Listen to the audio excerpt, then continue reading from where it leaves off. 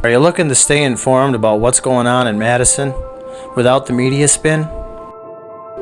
Well, here's the latest news from the Wisconsin Assembly Chambers brought right into your home, directly from the office of your representative, who truly values his constituents' feedback and in always working hard on the issues that matter to you. Welcome to the Ramthun Report. Hello fellow patriots, I'm Tristan, and let's get you updated on what happened here in Madison. Make sure to stay with us to the end so you don't miss any of the important news. This week's hot topics include some budget updates from the Joint Finance Committee and some answers from last week's Ramthun Request, an update from Jared on the bills our office is working on, some updates on our efforts to hold Evers accountable, along with next steps on election integrity, and we end with a preview of what will be addressed in next week's Assembly session. Don't forget to make your Ramthun request by following the link in the descriptions so we can bring your issues to the table. First, let's hear Representative Ramthun give us some updates on what the JFC is doing with Evers' huge budget and see how he wants to hear from you so he can truly serve you and give you answers to your Ramthun requests. Good afternoon, everybody. Just a little bit past noon here on Wednesday, April 7th. I wanted to just touch base quickly on Joint Finance Committee's activities the last couple of days. Yesterday they had hearings with the Department of Public Instruction and the Department of Workforce Development. Today they're meeting with the Department of Natural Resources and the Public Service Commission. This is all part of the process for analysis to gather inputs so that we can begin to formulate the budget process for the state of Wisconsin. So these agencies have to chime in with their asks and their conditions in order for us to make informed decisions on how to move forward. The next thing I'd like to speak at real quick here is a couple of fantastic constituent expressions and questions I've gotten. I just got off the phone with Virginia Ortlieb. Virginia Ortlieb from Kiel, Wisconsin, in the district. Just barely though, she's lucky. She's in the 59th by a hair. But Virginia sent me 9 pages of expression, and I gotta tell you, this is one of the best reads I've had in quite a while. This individual is spot on with her concerns, and I share much of her passion that she has expressed in her letter. There's way too much here to read, but multiple topics, but I'll tell you what, it was a fantastic read, and I did enjoy speaking with Virginia moments ago. She didn't think her letter would be heard or read or responded to, and all 3 of those happened because it happened here in this office. That's why we're here, and her letter and our actions are an example of that. So we will get back to everybody and all people, no matter if you're in the district or not, which leads me to my second point. Sean Hall from Ellsworth, Wisconsin, not in the 59th, but that's okay because they live in Wisconsin rather, and I work for Wisconsin too. What is being done about the counties, villages, and municipalities invoking their own mask mandates? I am under the impression that if these local governments do this, then any mandates they put in place are illegal and unconstitutional. Sean, that was a great question, and I do know that there is some support that is received if a business has a policy or a rule that they want to enforce for their specific private property business.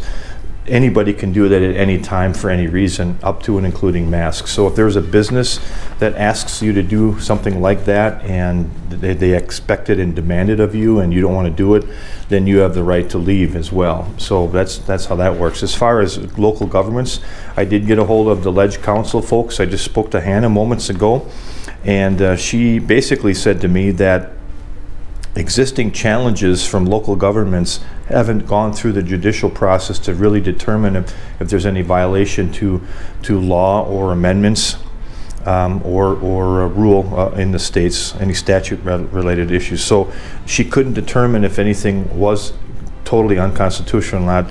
She does sense the probability of that being the case, however, because these types of actions by governments would be the same as Governor Evers saying that there's this requirement. So like the governor couldn't do it for the states, local governments should probably not be able to do it for local governments as well. So that's kind of what she just told me, and I agree with that. I think, again, if you get into business specifics and a rule or policies in place, then you have the choice to stay or go. And frankly, I never stay at those places. So eventually they'll get it too, perhaps the hard way when the revenues drop, and maybe that's a lesson they'll have to learn as well. But that's it for now. Thanks for the time, and we'll get back to you as soon as we have another update for you. Have a good day. Bye now. It's good to know that we have someone in Madison who is dedicated to serving the people. We hope you can see Representative Ramthun wants to hear from you because he's here to bring your voice to the table. Now we can hear Jared talk a little bit about the progress we've made on some of the bills our office has been working on. Hey everyone, good to see you again. Just going to give you a quick update with some of the legislation that our office is working on. Assembly Bill 51, we'll start with that one. I gave a bit more explanation of that in a previous episode. I believe that's episode 4, if you want to go back and see that. But Assembly Bill 51, Representative Ramthun is going to be testifying on that bill next Wednesday in a public hearing. Hopefully we can get some good progress made on that bill afterwards.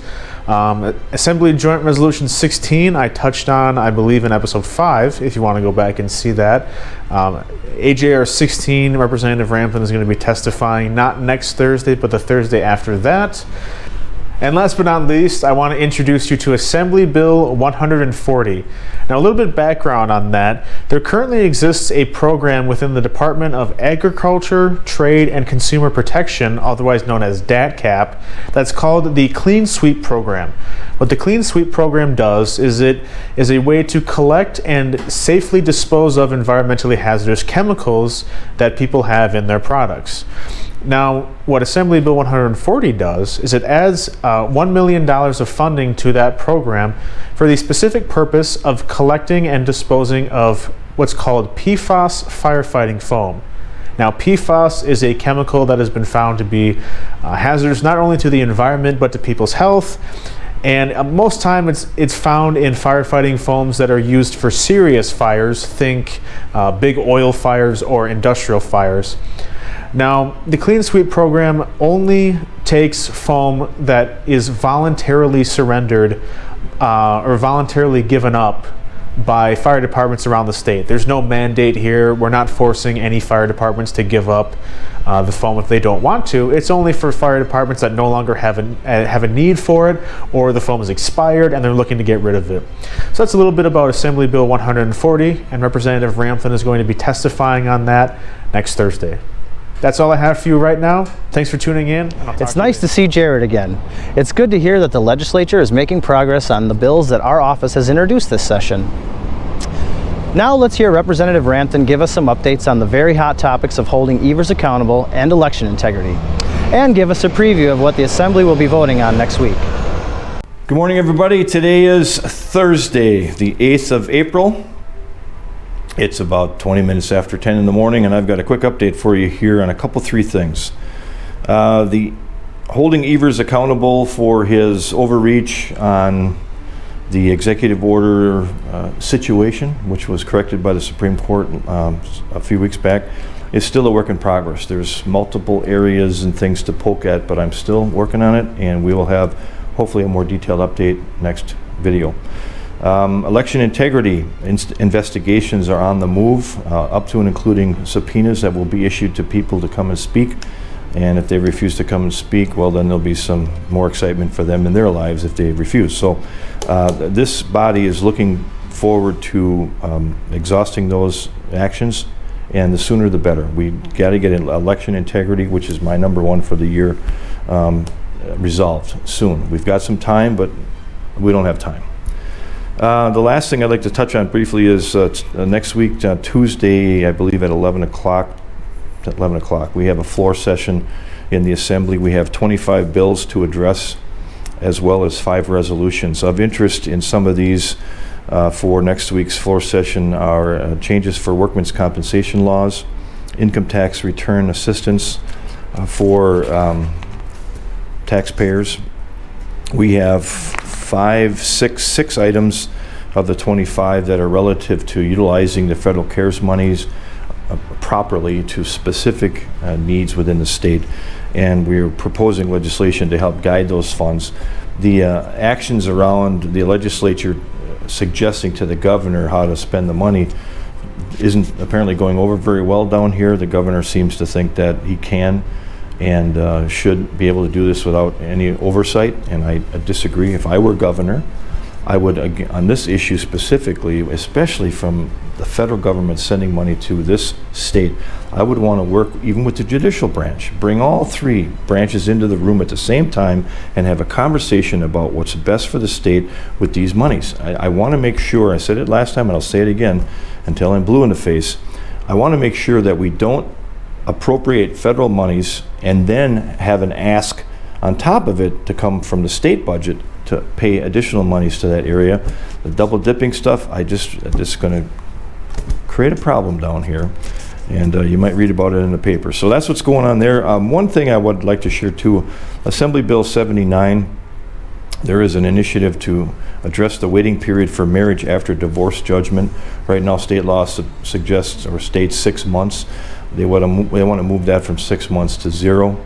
I have a huge problem with this bill. If you look at bills at all, take a look at 79. I think it's going to cause issues more dramatic with divorces. It's also going to create major issues with children. If you have minor children involved in this type of situation, it's got problem written all over it. And I'm hoping that we pull this bill from the agenda tomorrow, or excuse me, next week. I just want you to know I can't support moving the time frame from 6 months to 0. I'd like to see it from 6 months to a year, to be honest with you. If you're going to build a solid relationship and jump back into a relationship with another person, it should be a little bit more solid than the last one that you're leaving. So anyway, that's all I have to say about that. Have a great day and enjoy the weather. It's perfect springtime rain and sun, and God's creation is going to grow here in the next week. So I look forward to that. Have a great weekend, everybody. Bye now. This concludes this week's episode of the Ramthun Report. Don't forget to check the links below and make a Ramthun request. Be sure to subscribe to our channel and share this video with your fellow patriots. Remember, when you have questions and you need answers, ask us. Together we can restore the principle of a government for, of, and by the people. We'll see you next week. God bless you and yours always.